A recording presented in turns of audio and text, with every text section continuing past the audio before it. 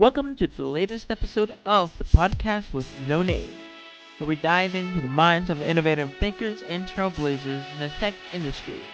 Today we have a special guest, the co-founder of HQ Trivia and Vine, Rus Yusupov. Join us as we discuss the ups and downs of creating successful apps, future of technology, and everything in between. So sit back, grab a snack, and let's get on this exciting journey.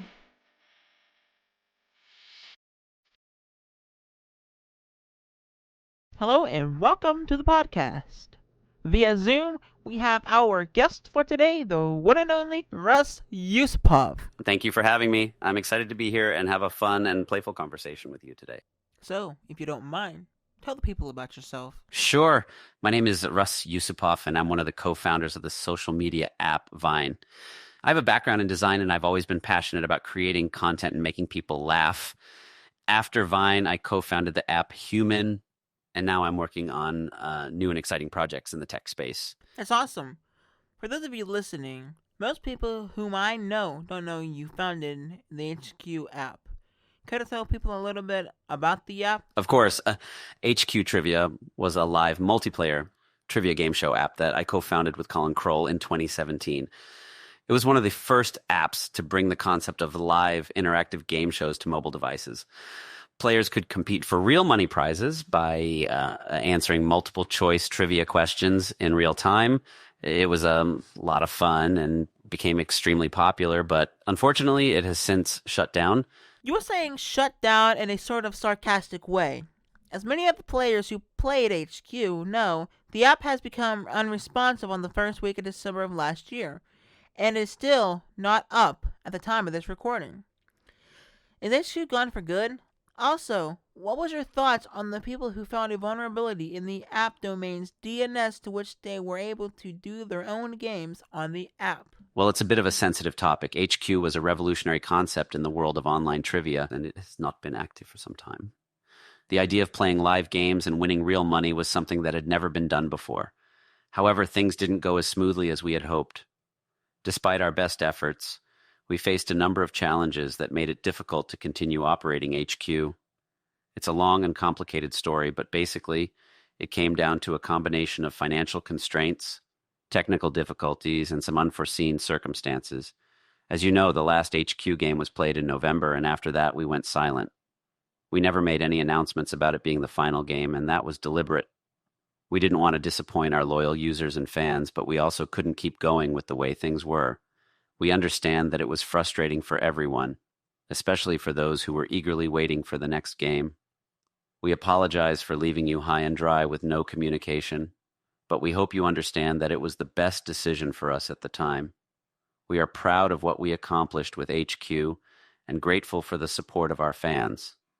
As for the DNS vulnerability that you mentioned, that was certainly an unfortunate situation, but it highlights the importance of always being vigilant when it comes to security and ensuring that users' information is protected.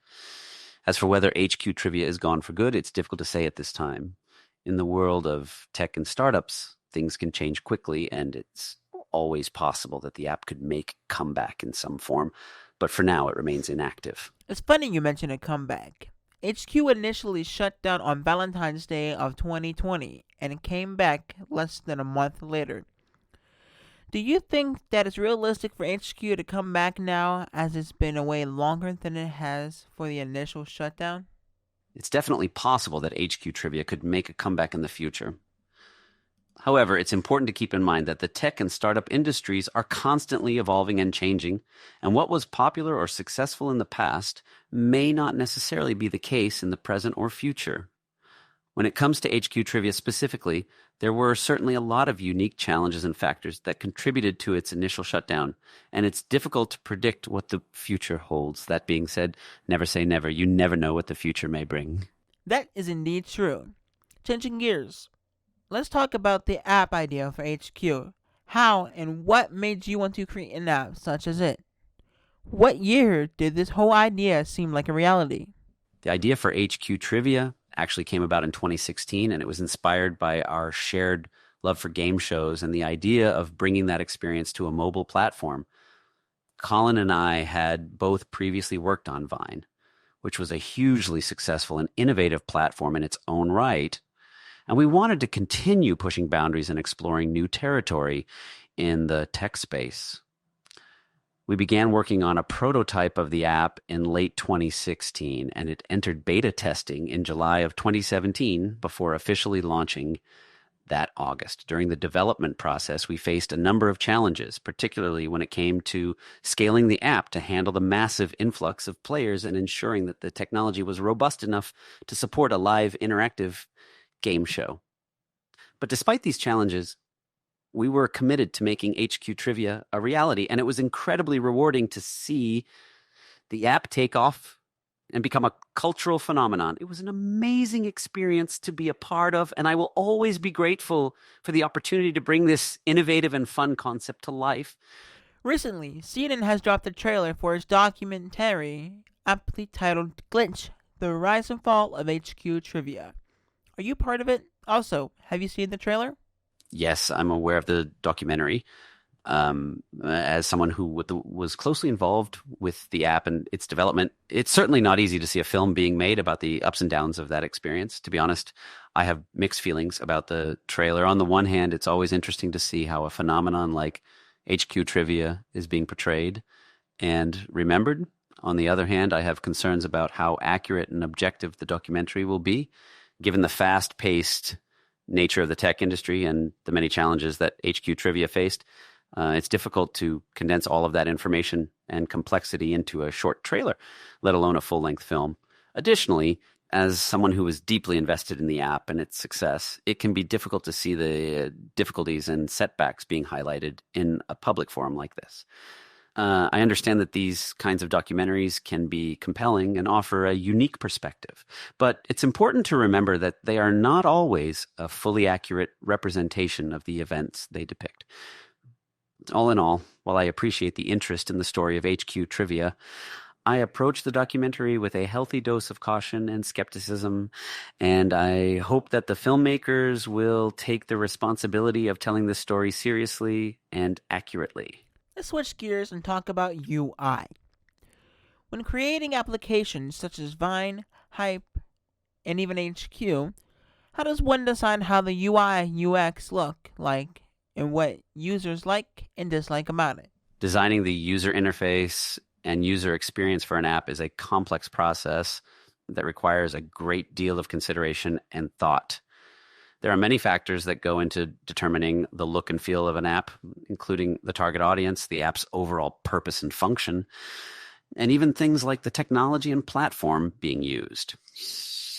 When I was working on Vine, Hype, and HQ, one of the key things I always kept in mind was to create an interface that was intuitive and straightforward for users. I wanted to make it as easy as possible for people to understand how to use the app and access the features they needed.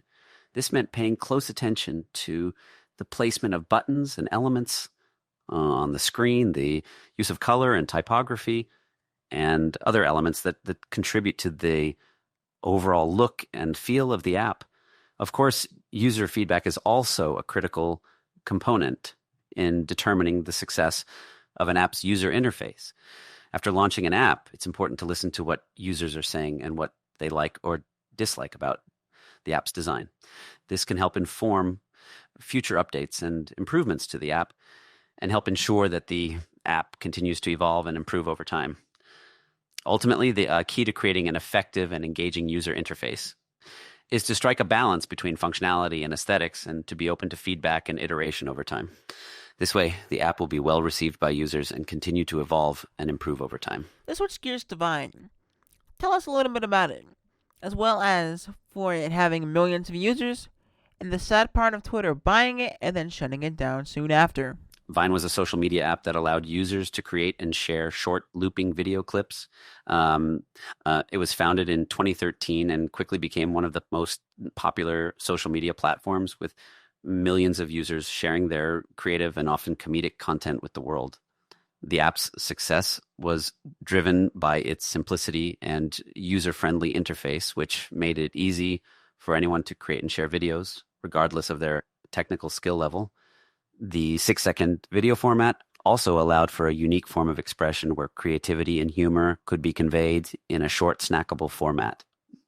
In late 2015, Twitter approached us about purchasing Vine.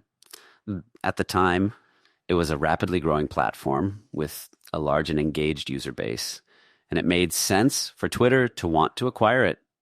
After careful consideration, we agreed to sell Vine to Twitter. However, shortly after the acquisition, Twitter announced that they would be discontinuing the Vine app. This was a difficult decision for us as we had put so much time and effort into building and growing the platform. We were sad to see it go, especially since it had such a passionate and devoted user base. Despite the app's short lifespan, Vine had a lasting impact on the social media landscape. Its unique format paved the way for other short-form video platforms, and its humor and creativity continue to influence the content that is shared on social media to this day. For me personally, Vine will always be a special part of my career and a reminder of how important it is to build products that bring joy and laughter to people's lives. As we are talking about Vine, I want to bring up Don Hoffman. Don, a few years back, said he was working on a second version of Vine titled V2, but has never ended up releasing it due to the high cost and some of not willing to invest into it. Were you ever informed of this, and did you have a potential role in this? I was not directly informed about Don's plans to work on a second version of Vine, but I did hear rumors about it in the industry. As far as my potential role in it, I was not approached to be a part of it. However, I do think that reviving Vine would be a challenging task, given the high costs associated with developing and launching a new social media platform, as well as the need to attract a large user base in a competitive market. But who knows, with the right team and resources, it might still happen one day. We have a few minutes left here. Anything you would like to talk about yourself? HQ, Vine, etc.? I'm always happy to chat about my experiences in the tech industry, including HQ and Vine. But if I could, I would love to talk about my current projects and what I'm working on. Now, I've been focusing on building new and innovative products that use cutting-edge technology to solve real-world problems. I believe that technology has the power to improve people's lives, and I'm passionate about using it to make a positive impact. I'm excited about the future and can't wait to see what new possibilities lie ahead. This may be a bit of a redundant question, but are you working on any apps at the moment? If so, are you open to sharing what they are? I am always working on new and exciting projects, but at the moment, I prefer to keep the details under wraps. I believe in focusing on the work and letting the results speak for themselves, but I can tell you that I'm always looking for new opportunities to push the boundaries of technology and create products that make people's lives better. Stay tuned. There might be some big announcements coming soon. Big announcements indeed. Looks like we're being given the signal that time is running short. Anything else you would like to share before we go? I really appreciate the opportunity to chat today and share my experiences in the tech industry. It's been a wild ride from co-founding Vine and HQ to working on new projects and ideas. I believe that technology has the power to change the world, and I'm grateful for the opportunities I've had to make a difference. I want to encourage everyone listening to follow their passions, to take risks, and to never stop learning. There's so much potential for growth and innovation in the tech industry, and I believe that anyone with drive and determination can succeed. Whether you're an entrepreneur, a developer, or a designer, there's never been a better time to get involved and make your mark. As for me, I'll keep working on new projects, pushing the boundaries of technology, and I'm making a positive impact in the world. I'm looking forward to what the future holds, and I'm excited to see what the next generation of tech pioneers will accomplish. Thank you for having me on your podcast and for all the great questions. I hope I was able to provide some insights and inspiration to your listeners. And remember, always keep your eyes on the prize and never give up on your dreams.